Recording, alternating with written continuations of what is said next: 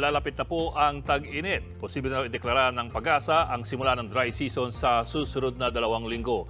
Kaya't ang MMDA may kinasang special break sa mga traffic enforcer at mga street sweepers. Nasa frontline ng balitang yan si Elaine Fulgencio.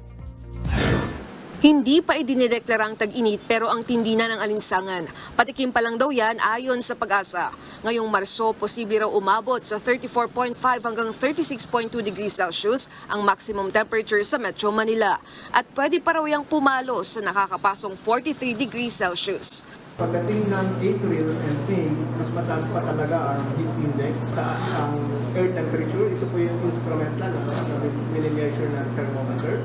And then mataas din ang humidity during those months. That's why yung heat index ay tumataas. Ayon sa Pag-asa, posible na nilang ideklara ang simula ng tag-init o dry season sa susunod na 2 linggo. Bilang paghahanda rito, may sisimulang programa ang MMDA para sa kanilang mga traffic enforcer. Tinawag nila yung summer heat break. Sa ilalim nito, may 2 30-minute break ang MMDA traffic enforcer sa umaga at hapon.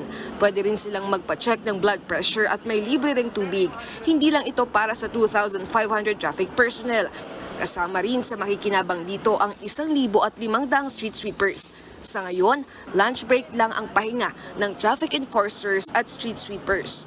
Usually every year, may mga naitatala ho kaming mga yung nagko-collapse because of summer, yung heat, sobrang nagkaka-heat stroke sila.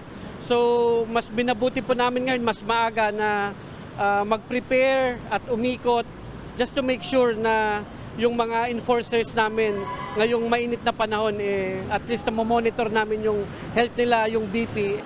Kapag may tauhan silang tumaas ang BP, pagpapahingain daw muna at iiwas na mabilad sa araw. May mga nurse din daw na i-deploy ang MMDA. Sisimula ng summer heat break sa March 15 na tatagal hanggang May 30. Nagbabalita mula sa Frontline, Elaine Fulgencio, News 5. Mga kapatid, Ed Lingaw po, maging maalam at may pakialam sa mga napapanahong balita sa ating bansa.